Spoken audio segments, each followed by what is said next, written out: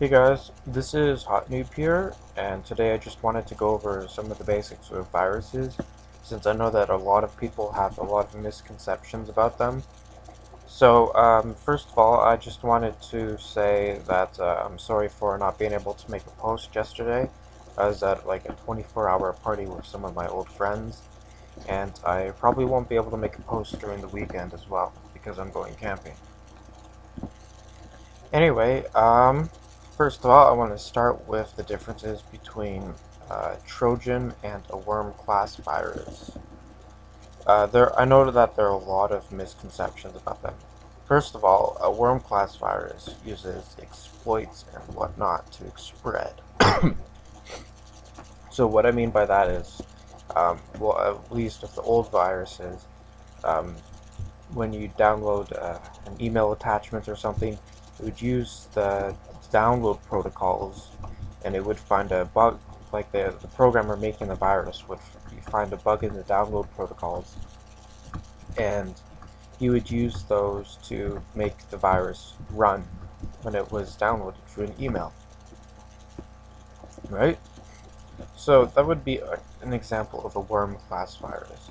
A Trojan virus is something that you download and you actually run yourself, right?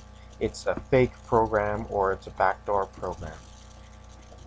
A Trojan virus will, or well, not necessarily will, but if a Trojan virus is able to bind onto other programs, that does not mean it's worm class. It still means that it's a Trojan class virus. And I've made some binding programs as well. So most often, you're either going to be getting a Trojan virus by running a program and ending up that it's fake, or by it being backdoored on another program, like a crack or a patch. And then lastly, if it's binded to a program. Um, there aren't a whole lot of viruses that will actually bind, because most of the people who make viruses nowadays are actually pretty amateur. So yeah, you don't have to worry too much about binding viruses. Like if you're to download a program from your friend or whatever, if they're sharing a program, you don't really have to worry about it being binded to a virus. But yeah, same thing goes with large distributors like Google, right? If you download a program from Google, chances are it's not going to have a virus or whatever. I cannot say the same thing about startup programs. I mean, when you buy a new laptop and so on, I've actually had several laptops where the startup programs were actually viruses and stuff like that.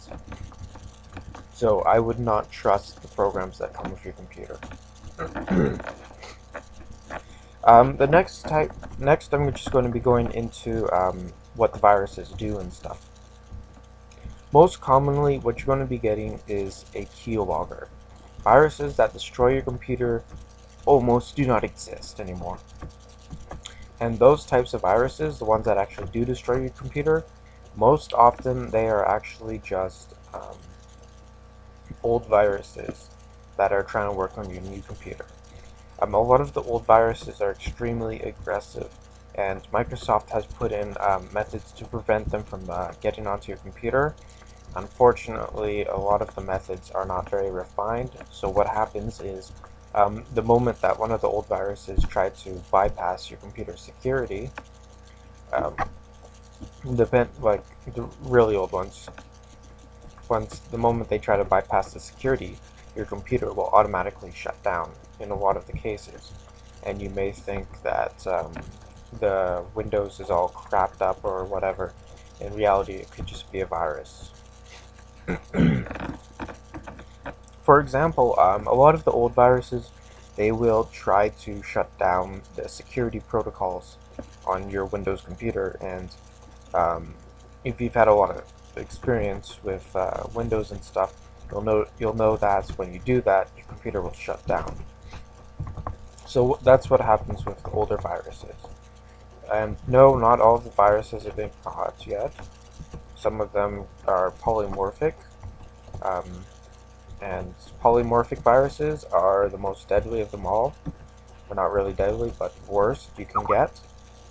The reason for polymorphic viruses being difficult is because their code is continuously changing, right? Use Skype. 1 second. Sorry about that. Anyway, polymorphic viruses, their code is continuously changing, so it makes it extremely difficult for virus scanners to catch.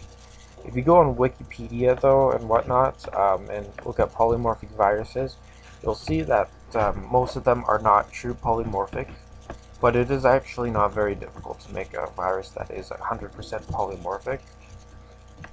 But you shouldn't really have to worry about that, because most people who are able to do so, including myself, know that aren't like stupid enough to actually release it, because that would be like the end of the world. Especially if it were able to spread extremely easily. So, most of the time you're just going to be faced with newbie viruses, and most of them are just keyloggers. So, I read a post on the Galaxy Online 2 forums, right? This guy was just a complete idiot, complete noob, and whatever. So, I'm going to, okay, once my mouse stops acting up, I'm going to run this simple keylogger that I've created, right? Right, so I can just go in Notepad, hello, right? Running.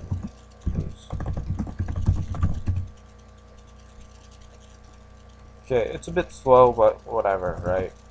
I just made it in like a couple minutes and it has some little issues, but you get the point. Most keyloggers will use global key hooking or low-level key hooking. Right now I'm just using my library, my hotkey library or whatever that I made when I made the program called Project Hotkey. I'm just using that right now here, so yeah. And I just converted it into a little keylogger here, so whatever. Okay, come on, unbug my mouse. So I'll show you guys it working on like Google or like on a browser. So just go to my blog or something. Just find some login.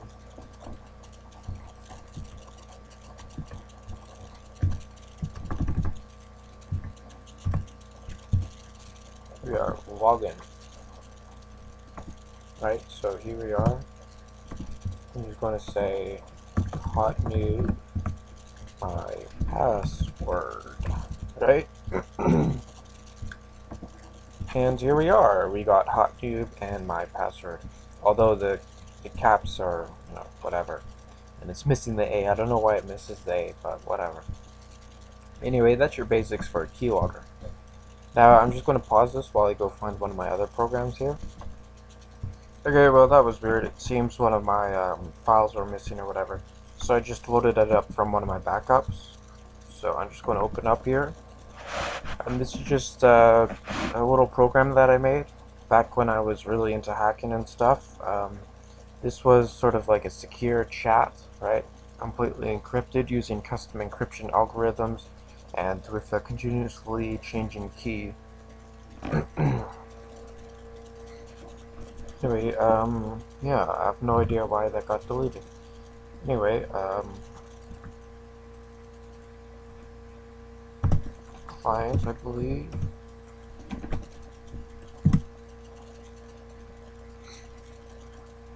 Here we are. So, this here is anti-keylogger feature. I'm going to open up the keylogger thing here again. So, what happens here is right now it's actually scrambling your keys. So, when you try to type something in, it's a bit difficult though, but when you do, you actually press different keys. So, Shift H, wherever the O is, O, and wherever that T is. It's been a while since I've actually used this.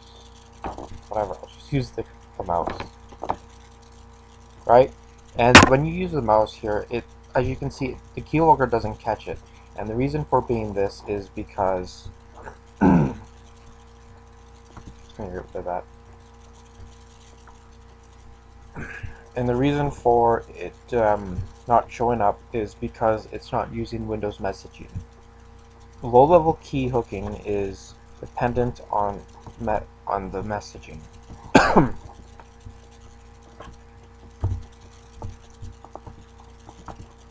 Okay, and it doesn't seem to like me today. But anyway, this is just an example, right? If you were to go on like on-screen keyboard, right?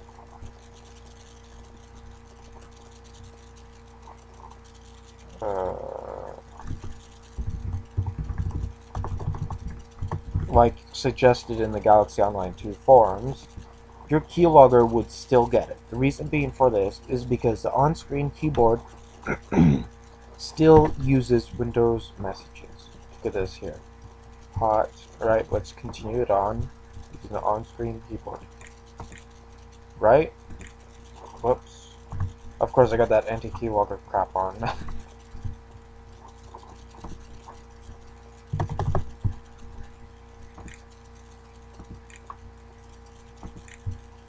Right, password, my...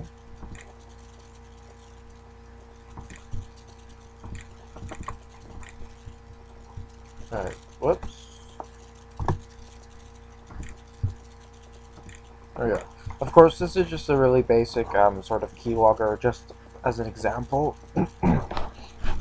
As you can see here, it says my password, and it's without the A, of course, because A is totally fucked up. Anyway, this is pretty much it, right? If programs want to get rid of keyloggers and stuff, what they need to do is they need to create their own on-screen keyboard, like in this situation here. Although mine's a bit bugged out right now, I don't know why it's having so much trouble. Anyway, so that's pretty much it. So it would be handy if something like Google Chrome were to have their own built-in on-screen keyboard that does not use Windows messaging. Right.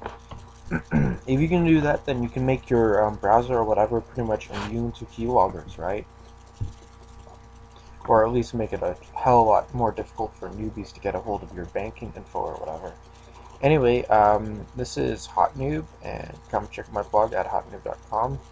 And also on that note, you could also probably do the same thing in a browser, right? So banks could put on a little JavaScript thing, right? Anyway, come check out my blog at hotnoob.com.